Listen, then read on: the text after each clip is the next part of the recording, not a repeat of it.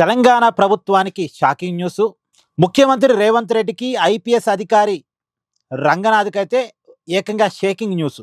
హైడ్రా కమిషనర్గా రంగనాథ్ను తప్పించాలని తెలంగాణ చీఫ్ సెక్రటరీకి హైకోర్టు కీలకమైన ఆదేశాలు జారీ చేసింది. కారణం ఏంటంటే ఐపీఎస్ అధికారి, ఐజీ ర్యాంకు అధికారి రంగనాథ్ గారి మీద 63 కోర్టు ధిక్కరణ కేసులు ఉన్నాయట. ఒకటి కాదు, రెండు కాదు, 63 కోర్టు ధిక్కరణ కేసులు. కోర్టు చెప్పినా వినకుండా ప్రైవేట్ భూముల్లోకి వెళ్ళి ఇది ఎఫ్టీఎల్ పరిధిలో ఉంది, ఇది బఫర్ జోన్ పరిధిలో ఉంది, ఇది చెరువులో ఉంది అని చెప్పేసి ఆ భూముల్ని ఆక్రమించుకునే ప్రయత్నం హైడ్రా చేసింది. కోర్టు చెప్పినా వినకుండా రంగనాథ్ ప్రైవేట్ భూముల్లోకి వెళ్ళాడు అనేటువంటిది రంగనాథ్ గారి మీద ఉన్న అభియోగాలు. ఒకసారి కోర్టు ఒక విషయంలో కలగజేసుకుని ఆదేశాలు జారీ చేసిన తర్వాత కోర్టు ఆదేశాలకు అనుగుణంగా అధికారులు ఉండాల్సిందే. కోర్టును దాటి ప్రవర్తించడానికి లేదు. కానీ 63 సార్లు కోర్టు ధిక్కరణకి రంగనాథ్ గారు పాల్పడ్డారట. కోర్టు ధిక్కరణకి పాల్పడటం, క్షమాపణ చెప్పటం, మళ్ళీ కోర్టు ధిక్కరణకి పాల్పడటం ఇది అలవాటుగా మారిందట రంగనాథ్ గారికి. ఇటీవల ఆర్మీ అధికారుల భూముల విషయంలో కూడా ఇదే రకమైన గొడవ. ఆ రోజు కూడా తెలంగాణ హైకోర్టు చాలా సీరియస్ అయింది. ఏకంగా ఆర్మీ వాళ్ళని పెట్టి రంగనాథ్ గారిని అరెస్టు చేపిస్తానని కూడా చెప్పింది. ఒక కోర్టు అంత తీవ్రంగా ఒక ఐపీఎస్ అధికారి మీద సీరియస్ కావటం అనేది గతంలో ఎప్పుడూ లేదు. చాలా సీరియస్గా రంగనాథ్ గారిని అరెస్ట్ చేపించి జైల్లో పెట్టిస్తామని కూడా చెప్పింది కోర్టు. ఇలాంటి అనేకమాలు రంగనాథ్ గారి మీద మొట్టికాయలు వేయటం, సీరియస్ కావటం కోర్టు అనేకమాలు చేసింది. డైరెక్ట్గా వచ్చి వివరణ ఇవ్వాలని చెప్పింది. ఇలా కరెక్ట్ కాదు అని వార్నింగ్లు ఇచ్చింది. పైగా సుప్రీంకోర్టులో ఉన్నటువంటి భూమి విషయంలో హైకోర్టు జోక్యం చేసుకున్న భూమి విషయంలో కూడా రంగనాథ్ కొంత ముందుకే వెళ్ళాడట. నిజానికి ఇక్కడ ఒక విషయాన్ని మాట్లాడుకోవాలి. హైడ్రా వచ్చిన కొత్తలో రేవంత్ రెడ్డి గారికి హైడ్రాకి చాలా పాజిటివ్ ఇమేజ్ జనాల్లో ఉండేది. చాలా పాజిటివ్ ఇమేజ్. ఇప్పుడు ఎగ్జాంపుల్, నాగార్జున గారి ఎన్ కన్వెన్షన్ హాల్ని కూర్చున్నప్పుడు జనం తప్పట్లు కొట్టారు.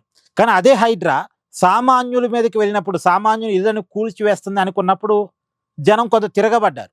మళ్ళా కొన్ని రోడ్లు స్వాధీనం చేసుకుని రోడ్లు క్లియరెన్స్ ఇవ్వటం, చెరువుల విషయంలో కొంత అంటే మిక్స్డ్ వాతావరణం.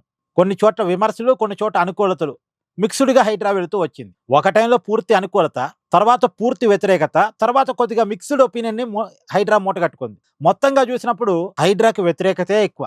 హైడ్రా రేవంత్ రెడ్డి ప్రభుత్వానికి తీసుకొచ్చిన మంచి కంటే చెడే ఎక్కువ. కాకపోతే రేవంత్ రెడ్డి గారు మాత్రం హైడ్రాని ఎప్పటికప్పుడు ఓన్ చేసుకుంటూ వచ్చారు. హైడ్రా వల్ల భూములు కాపాడబడుతున్నాయని, చెరువులు కాపాడబడుతున్నాయని, ఎఫ్టీఆర్ బఫర్ జోన్లు కాపాడబడుతున్నాయని చెప్పుకుంటూ వచ్చారు. కానీ సామాన్యుడికి ఉన్న సందేహం ఏంటంటే రేవంత్ రెడ్డి గారి సోదరుడిలు కూల్చలేదు, మాజీ మంత్రుల ఫామ్ హౌజులు కూల్చలేదు, కానీ సామాన్యుడు ఇంటి మీద మాత్రం పడ్డారు. ఇది సామాన్యుడికి ఉన్నటువంటి సహజమైన సందేహం. అంటే హైడ్రా బయాస్డ్గా పనిచేసింది. సామాన్యుడి విషయంలోనేమో కఠినంగా ఉంది, పెద్దవాళ్ళ విషయంలోనే చూస్తున్నట్టు పోయింది. ఇది సామాన్యుడికి హైడ్రా మీద ఉన్న ఒపీనియన్. ఇలా హైదరాబాద్లో మీరు క్రాస్ చెక్ చేసుకున్నా సరే హైడ్రా మీద ఇదే రకమైన ఒపీనియన్ ఉంది. కానీ రేవంత్ రెడ్డి గారు మాత్రం హైడ్రాని ఎప్పుడు వెనకేసుకొని వస్తూనే ఉన్నారు. పైగా ఒక మాట మాట్లాడారు, హిట్లర్ స్ఫూర్తితోనే హైడ్రా పెట్టానని చెప్పారు. ఈ మాట చాలా పెద్ద వివాదాస్పదమైంది. హిట్లర్ స్ఫూర్తితో హైడ్రా పెట్టడం ఏంటి? హిట్లర్ ఒక నియంత, ఒక మూర్ఖుడు, ఒక విలను. అలాంటి వ్యక్తి స్ఫూర్తితో హైడ్రా పెట్టడం ఏంటి అనేది విమర్శలు అయ్యాయి. సరే, మొత్తానికి ఇప్పుడు హైడ్రా కమిషనర్గా రంగనాథ్ను తొలగించాలి అని చెప్పేసి ఏకంగా తెలంగాణ హైకోర్టు ఆర్డర్ ఇవ్వటం అనేటువంటిది ఇప్పుడు తెలంగాణ ప్రభుత్వం ఏం చేసిద్ది అని చూడాలి. తెలంగాణ ప్రభుత్వం ముందు ఉన్న ఆప్షన్స్ ఏంటి అంటే, ఒకటి కోర్టు చెప్పినట్టుగా రంగనాథ్ను తొలగించడం, వేరే ఐపీఎస్ అధికారికి, ఐజీ ర్యాంక్ ఉన్న అధికారికి ఆ బాధ్యతలు అప్పచెప్పటం, రెండు హైకోర్టు డివిజన్ బెంచ్కి అప్పీల్కి వెళ్ళటం, లేదు సుప్రీంకోర్టుకి వెళ్ళటం, ఇలాంటివి చేయాలి. మామూలుగా హైకోర్టు డివిజన్ బెంచ్లో అప్పీల్ చేయొచ్చు, కానీ హైకోర్టు డివిజన్ బెంచ్లో అప్పీల్ చేసినా పెద్ద ప్రయోజనం ఉండకపోవచ్చు. ఎందుకంటే 63 కోర్టు ధిక్కరణ కేసులు ఉన్నప్పుడు ఇక తీర్పు మళ్ళీ భిన్నంగా వస్తుందని చెప్పుకోవడానికి లేదు.